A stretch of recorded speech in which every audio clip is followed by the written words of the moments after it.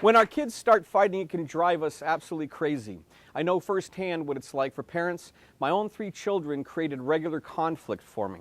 Now, when the arguing and fighting starts, we feel compelled to pin on our imaginary policeman badge, our judge and our jury badge, to stop it immediately. The audible emotional chaos alone adds to our already overwhelming stress of being an adult today.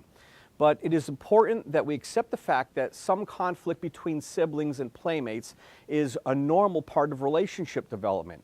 In today's segment, I want to help you step back for a moment and try to understand why it could be happening with your kids. This examination could help you discover some solutions that could be far more effective than what you might be doing now. Let me offer you 5 tips about sibling rivalry, and let's start with toddlers and preschoolers. So the first thing we need to understand is that kids don't see each other the way parents see their children. Parents adore their children, and they normally, really adore their children equally. But see, kids don't see each other the same way. Kids actually see each other more like competition. They feel like they have got to get their love from their parent before the other child does.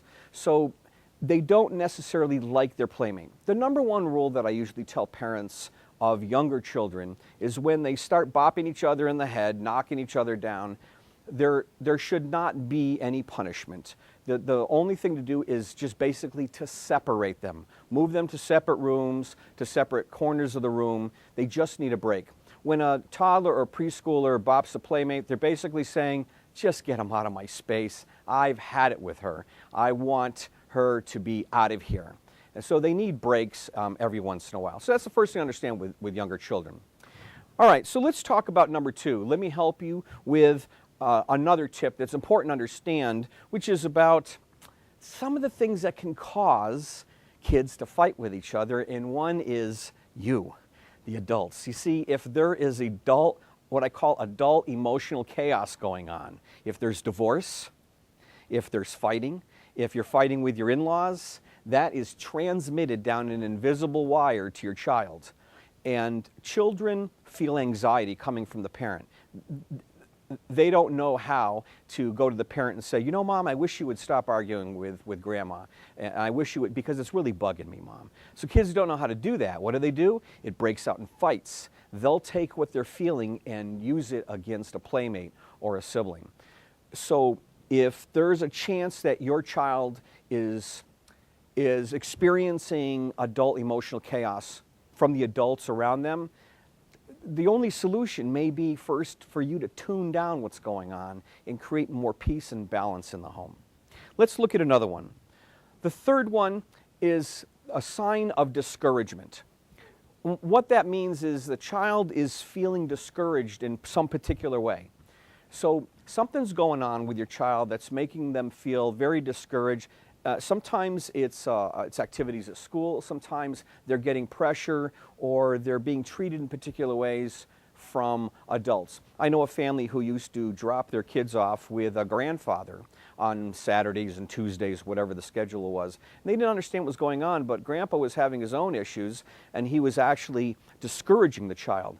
Discouragement comes about through yelling at the child, punishing the child, especially severely, name-calling, snapping, having little time for your kids, that can build up as discouragement. And if the child feels discouraged, then that can come out in a fight with the sibling. If the child is getting a buildup of that discouragement, it's actually, they take it out on the other siblings or playmates in the group. So that's something to keep in mind. What kind of discouragement might be going on with your child? The next one is, we have to understand is what kind of models does your children have, or do your children have? What kind of, in other words, what are they watching on TV?